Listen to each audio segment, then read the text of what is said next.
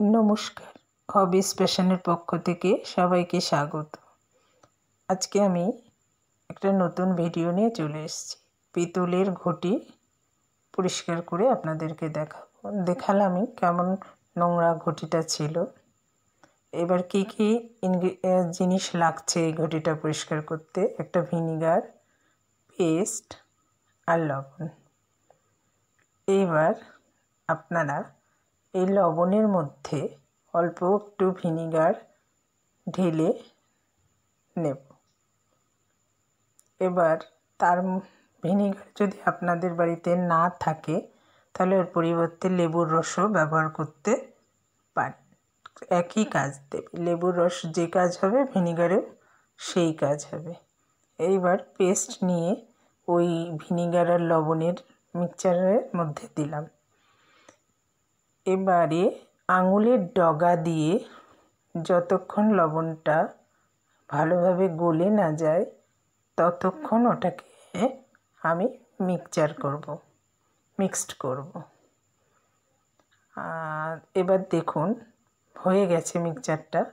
এবার আমি ঘটিটাতে লাগাবো। বন্ধুরা দেখবেন আমি হাফ ঘটিটাতে লাগাবো আর হাফটাতে নয়। আপনারা দেখছেন যা হচ্ছে আপনাদের সামনেই হচ্ছে। বা জাস্ট আঙুলের ডগা দিয়ে ঘটিটাতে ওই মিক্সচারটা লাগানোর সাথে সাথেই ফারাকটা আপনারা বুঝতে পারছেন।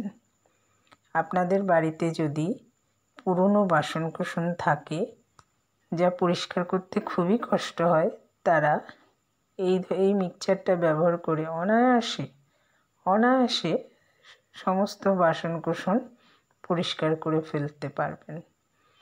সামনে দুর্গাপুজো, অনেক বাসনকোসন পরিষ্কার করতে হতে পারে অনেকের।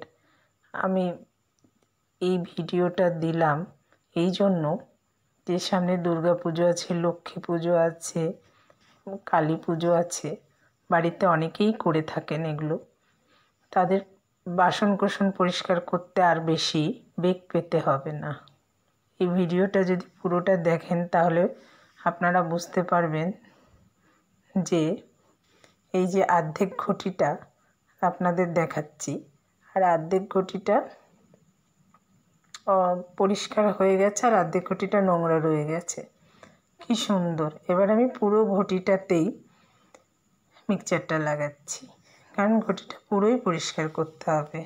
বহুদিন এটা ব্যবহার করা হয়নি। এবার দেখুন আমি হাত দিয়ে রগড়ে পরিষ্কার করছি। এবার বাড়িতে যদি আপনাদের স্কচব্রাইট থাকে বা পঞ্চ জাতীয় কিছু থাকে তাহলে সেটা দিয়ে ডলবেন, দেখবেন আরও তাড়াতাড়ি হয়ে যাবে। আমার বাড়িতে নতুন কোনো স্কচব্রাইট নেই, ভালো কোনো স্কচব্রাইট নেই যেটা দিয়ে এই পুজোর বাসনটা মাজা যায়, তাই আমি হাত দিয়েই ডলছি। বেশিক্ষণ লাগবে না, 2-3 মিনিট ডললেই হয়ে যাবে। এই যে অনেক পুরনো, তো এটা ব্যবহার করা হয়নি বহুদিন, তাই এটাতে যে জং পড়ে গেছে সেটা যে এত তাড়াতাড়ি উঠবে আমি ভাবতেও পারিনি। দেখুন বন্ধুরা, আপনারাও কিন্তু এটা এভাবেই লাগাবেন, দেখবেন খুব তাড়াতাড়ি পরিষ্কার হয়ে যাবে। নমস্কার, ভালো থাকবেন, সুস্থ থাকবেন।